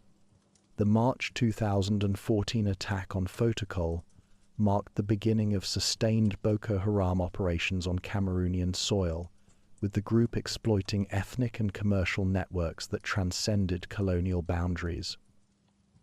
Cameroon's military response was swift, but often indiscriminate. The creation of the Rapid Intervention Battalion, and deployment of thousands of troops to the north gradually contained Boko Haram's advance, but at significant cost. Human rights organizations documented widespread abuses by security forces, including arbitrary detention, torture, and extrajudicial killings. The government's heavy-handed approach alienated many northern communities, potentially creating the very grievances that extremist groups exploit. Even as Cameroon grappled with Islamic insurgency in the north, a different but equally serious crisis was developing in the country's Anglophone regions. The roots of this conflict stretched back to the 1961 reunification and 1972 abolition of federalism, but immediate triggers emerged in late 2016. Anglophone lawyers protested the deployment of French-speaking judges unfamiliar with common law procedures, while teachers struck against the imposition of French language instruction in English-speaking schools. The government's response to these initially peaceful protests was characteristically heavy-handed. Security forces used live ammunition against demonstrators, arrested protest leaders, and imposed internet blackouts on the Anglophone regions. Rather than addressing underlying grievances about marginalization and cultural assimilation, authorities escalated repression. By early 2017, some Anglophone activists began calling for secession and the creation of an independent state called Ambazonia. What began as professional grievances quickly metastasized into armed insurgency. The October 1st, 2017 Declaration of Independence by Anglophone separatists marked a point of no return. Armed groups emerged in the forests of the northwest and southwest regions, initially using hunting rifles and improvised weapons, but gradually acquiring more sophisticated armament. The government deployed thousands of troops to restore order, but military operations often targeted civilian populations suspected of supporting separatists. The Anglophone crisis revealed the fragility of Cameroon's much-vaunted national unity. Decades of centralized rule had failed to address legitimate grievances about linguistic rights, economic marginalization, and political representation. The conflict has displaced over 300,000 people within Cameroon and driven more than 76,000 refugees into Nigeria. Schools have been closed for years in many areas, creating a lost generation of children denied education. International efforts to mediate the crisis have largely failed due to Biya's resistance to meaningful dialogue. The September 2019 National Dialogue excluded key separatist leaders and produced only cosmetic reforms. Former South African President Thabo Mbeki revealed in 2025 that Biya had rejected mediation attempts by former African presidents, preferring military solutions to political negotiations. These twin security crises, Boko Haram in the north and Anglophone separatism in the west, have severely strained Cameroon's resources and international standing. Military spending has increased dramatically, while social services deteriorate. International partners, including the United States and Germany, have reduced or suspended military cooperation due to human rights concerns. Cameroon's reputation as a stable anchor in Central Africa has been seriously damaged. Economic challenges compound these security problems with alarming persistence. Despite structural adjustment and debt relief under the heavily indebted Poor Countries Initiative, which reduced external debt from over $7 billion to more manageable levels, Cameroon's economy remains dangerously dependent on commodity exports, vulnerable to price volatility. Oil production has declined from peaks reached in the 1980s, while cocoa and coffee face increasing competition from other producers. Infrastructure development has lagged behind regional peers, despite ambitious government promises and international financing. corruption perception rankings consistently place the country among the world's worst performers, with Transparency International rating Cameroon as the most corrupt country globally for consecutive years in 1998 and 1999. This reputation has deterred foreign investment, while encouraging capital flight by wealthy Cameroonians. Youth unemployment exceeds 40% in urban areas, creating desperate conditions that make young people vulnerable to recruitment by both criminal gangs and extremist groups. University graduates drive taxis or remain unemployed for years, while politicians' children secure government positions through family connections rather than merit. The COVID-19 pandemic exposed additional weaknesses in Cameroon's governance systems. Limited testing capacity, inadequate healthcare infrastructure, and restricted government transparency hampered effective response. Conflict zones in the Anglophone regions and far north were particularly vulnerable, with restricted humanitarian access preventing adequate health interventions.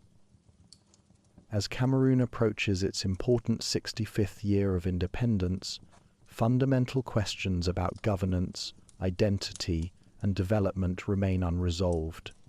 Paul Biya's remarkable 4-decade rule has provided relative political stability, but at the significant cost of democratic progress and inclusive development.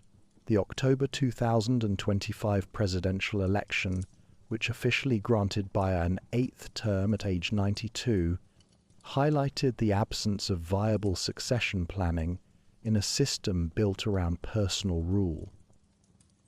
The challenges facing modern Cameroon reflect broader patterns across post-colonial Africa. The persistent tension between national unity and ethnic diversity, the enormous difficulty of building effective democratic institutions, and the troubling legacy of colonial boundaries that artificially group together historically diverse populations.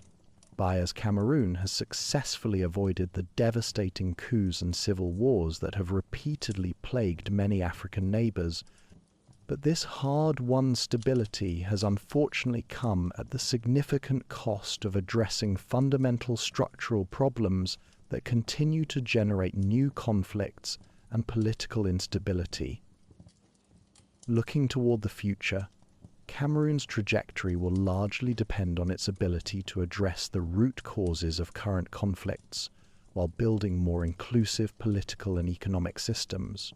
The country's abundant natural resources, strategic geographic location, and highly significant human capital provide a strong foundation for future prosperity, but realizing this immense potential will require visionary leadership willing to move decisively beyond the entrenched patterns of centralized control that have defined the entire Biya era. Whether such fundamental transformation can occur peacefully through democratic transition remains one of the most pressing and consequential questions facing this pivotal Central African nation as it navigates an uncertain future.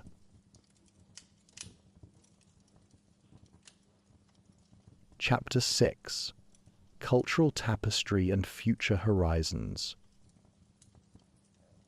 In the vibrant markets of Douala, where the aroma of exotic spices mingles with the rhythmic beats of Makossa music, one encounters the true essence of Cameroon, a nation where over 250 ethnic groups weave together a cultural tapestry of extraordinary richness.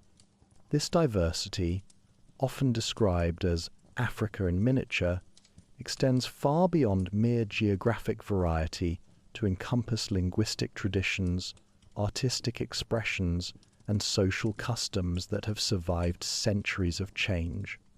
As Cameroon contemplates its future in an increasingly connected world, these cultural foundations offer both challenges and opportunities for building a more inclusive and prosperous society.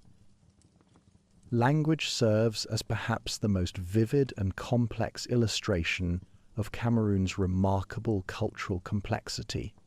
While French and English reign as official languages, reflecting colonial legacies, the country nurtures over 260 indigenous languages representing diverse linguistic families. In the equatorial forests, Baka communities continue their melodic traditions, featuring complex vocal polyphony and water drumming techniques passed down through generations. The Grassfields region resonates with Bamileke and Bamum languages, each carrying centuries of oral history through proverbs, folktales, and praise songs that celebrate royal lineages and community values.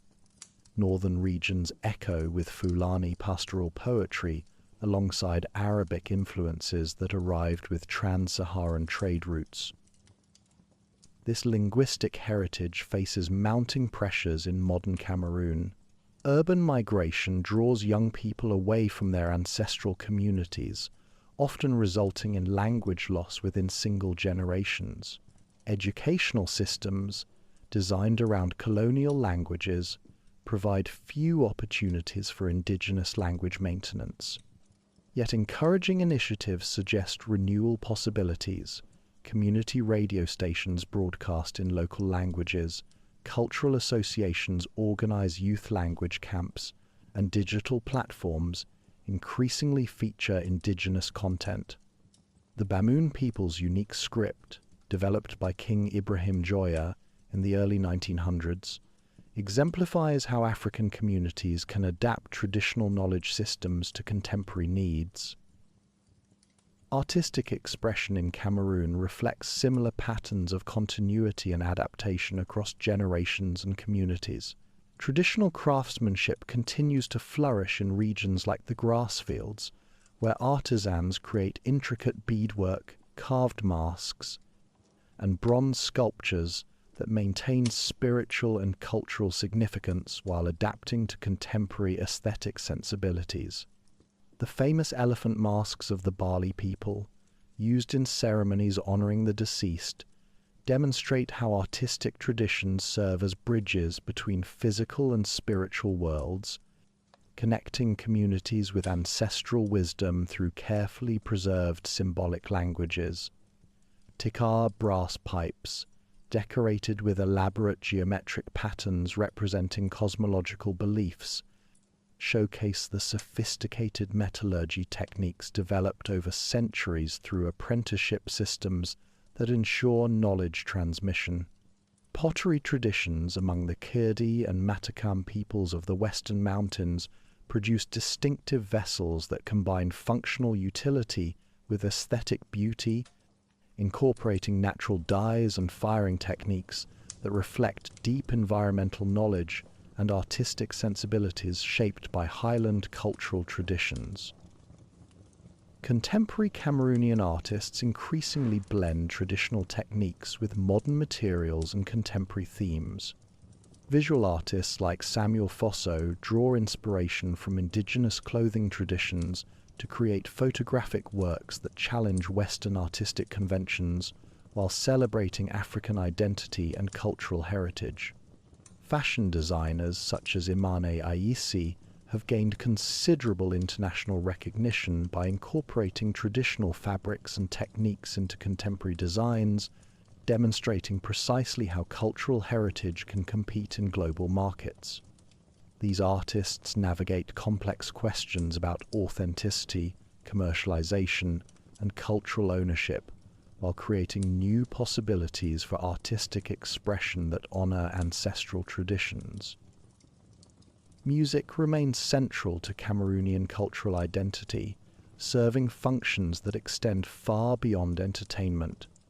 In the southern forests, traditional music accompanies rituals marking life transitions, birth celebrations, initiation ceremonies, marriages, and funeral rites that help communities process grief and maintain connections with ancestral spirits. Northern communities feature different musical traditions, reflecting Islamic influences, with praise singers recounting historical events and genealogies through elaborate performances that can last for hours. The Adamawa region's Fulani communities maintain pastoral songs that celebrate cattle, seasonal migrations, and romantic relationships within the constraints of traditional social structures. Modern Cameroonian musicians have successfully adapted traditional forms to contemporary contexts while gaining international recognition. Manu Dibango's fusion of Makossa rhythms with jazz elements brought Cameroonian music to global audiences in the 1970s, inspiring subsequent generations of artists. Bikutsi music, rooted in Beti traditional practices, evolved through artists like Anne-Marie Nzie and Leitet Brûlé to incorporate electric instruments while maintaining its distinctive polyrhythmic complexity. Contemporary artists such as Charlotte Dipanda and Stanley Inau continue this tradition of musical innovation, incorporating hip-hop, Afrobeats, and electronic elements while addressing social and political issues affecting young Cameroonians. Religious diversity adds another dimension to Cameroon's cultural complexity, creating both opportunities for interfaith dialogue and challenges for social cohesion. Christianity, practiced by approximately 65 to 70% of the population, takes multiple forms, ranging from mainline Protestant denominations established by colonial-era missionaries to vibrant Pentecostal churches that incorporate African spiritual practices into contemporary worship styles. Catholic communities, particularly strong in southern regions, often blend Christian liturgy with traditional ceremonial elements, creating syncretic religious expressions that honor both belief systems while maintaining doctrinal integrity. Islamic communities, concentrated in northern regions, maintain traditions, connecting them to broader West African and Middle Eastern Islamic cultures while adapting to local customs and environmental conditions through architectural styles and ritual practices. Traditional African religious practices persist alongside and sometimes within imported religious traditions. Ancestral veneration remains significant across ethnic communities, with rituals honoring deceased family members integrated into Christian and Islamic observances. Sacred groves and ritual sites continue to serve important spiritual functions, particularly in rural areas where traditional authorities maintain ceremonial responsibilities. The Ngondo festival of the Douala people exemplifies how traditional spiritual practices adapt to contemporary circumstances, featuring water ceremonies that honor ancestral spirits while celebrating cultural identity and community solidarity. Educational challenges pose significant threats to cultural preservation while offering opportunities for innovation. Rural schools often lack resources for quality instruction, while urban institutions focus primarily on curriculum designed to prepare students for national examinations conducted in colonial languages. Traditional knowledge systems, including environmental management practices, agricultural techniques, and medicinal knowledge, receive minimal formal recognition. Youth increasingly view traditional practices as obstacles to modernization rather than valuable cultural resources. Yet promising developments suggest alternative approaches to education that could bridge traditional and modern knowledge systems. Community schools incorporating local languages and cultural content demonstrate how education can strengthen rather than undermine cultural identity. Technology initiatives in regions affected by the Anglophone crisis, such as the NerveTech program supported by UNDP, show how digital literacy can empower young people while respecting their cultural backgrounds. Universities increasingly offer programs in African languages and traditional knowledge systems, suggesting growing recognition of indigenous intellectual contributions. Youth culture in contemporary Cameroon reflects complex negotiations between global influences and local traditions. Urban young people consume international music, fashion, and entertainment while creating distinctively Cameroonian cultural expressions that blend global styles with local sensibilities. Hip-hop artists incorporate indigenous languages and traditional musical elements into contemporary productions, creating new forms of cultural expression that speak to both local and international audiences. Fashion trends combine Western clothing with traditional accessories and fabrics, demonstrating how cultural fusion can create innovative aesthetic possibilities. Social media platforms provide spaces for cultural expression and preservation that transcend geographic boundaries. Diaspora communities use digital technologies to maintain connections with homeland traditions, sharing cultural content that reinforces identity while adapting to new environments. Young Cameroonians create online content celebrating traditional foods, languages, and customs, often presenting them in humorous or contemporary contexts that make heritage accessible to global audiences. These digital cultural practices suggest how technology can serve cultural preservation rather than displacement when communities control the narrative process. Sports culture offers another lens through which to examine Cameroon's evolving identity. Football serves as a unifying national passion that transcends ethnic and regional divisions, with the indomitable Lions achieving international success that inspires national pride across all communities. The team's historic World Cup performances, particularly their quarter-final appearance in 1990, created moments of shared celebration that temporarily bridged political and cultural divides. However, sports infrastructure remains concentrated in major cities like Yaoundé and Douala, limiting opportunities for rural youth to develop athletic talents despite their potential contributions. Traditional games and athletic practices, including wrestling traditions among various ethnic groups and canoe racing among coastal communities, receive little institutional support despite their cultural significance and potential for tourism development. These indigenous sports could provide alternative pathways for youth engagement while preserving cultural traditions that embody community values and physical excellence.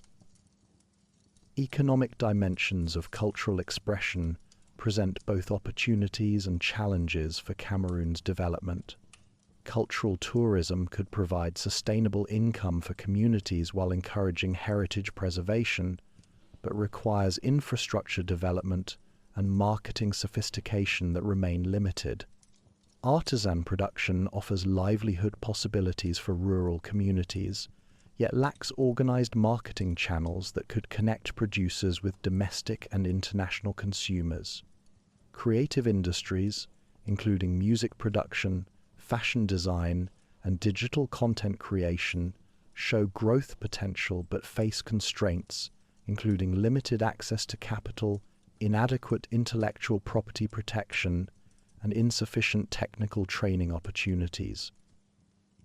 Gender dynamics within cultural preservation and innovation reveal significant complexities. Traditional societies often assign specific cultural responsibilities based on gender, with women frequently serving as guardians of domestic traditions, including food preparation, textile production, and child-rearing practices that transmit cultural values. However, modernization processes sometimes undermine these traditional roles without providing alternative avenues for women's cultural participation. Contemporary female artists and cultural entrepreneurs navigate these tensions while creating new possibilities for women's leadership in cultural preservation and innovation. Environmental connections to cultural identity face mounting pressures from climate change, deforestation, and urban expansion. Traditional ecological knowledge, embedded in cultural practices and spiritual beliefs, offers valuable insights for sustainable development, but requires integration with modern environmental management approaches. Sacred sites and culturally significant landscapes need protection mechanisms that respect both conservation needs and cultural values. Indigenous communities, including the Baka and other forest peoples, possess sophisticated environmental knowledge that could contribute to sustainable forest management if properly recognized and supported. Looking toward the future, Cameroon's cultural diversity represents both its greatest asset and its most significant challenge. The country's ability to harness this diversity for development depends on creating inclusive institutions that recognize and support multiple cultural traditions while building shared national identity. Educational reforms that incorporate indigenous knowledge systems alongside modern subjects could prepare young people for global engagement while strengthening cultural roots. Economic policies that support cultural industries and traditional livelihood systems could reduce unemployment while preserving valuable heritage practices. Technology offers unprecedented possibilities for cultural preservation and innovation when communities control its application and ensure authentic representation. Digital archives can preserve traditional music, oral histories, and artistic techniques for future generations while making them accessible to diaspora communities and international researchers. Online platforms can connect diaspora communities with homeland traditions while creating new markets for cultural products that support artisan livelihoods and community development initiatives. Educational technologies can deliver instruction in indigenous languages while providing access to global knowledge systems, creating bilingual learning environments that strengthen rather than replace traditional knowledge. Mobile applications documenting traditional recipes, medicinal practices, and craft techniques enable knowledge preservation while facilitating intergenerational transmission in contemporary formats. However, realizing these possibilities requires conscious effort to ensure that technological development serves cultural strengthening rather than displacement, with communities maintaining ownership and control over their cultural narratives and digital representations. Regional and international cooperation could enhance Cameroon's cultural development while respecting its unique characteristics. Cultural exchanges with other African countries could strengthen Pan-African identity while celebrating distinctive national traditions.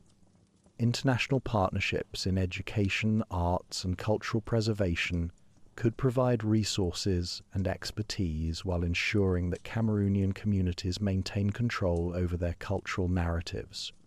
Tourism development based on authentic cultural experiences could provide economic benefits while encouraging heritage maintenance.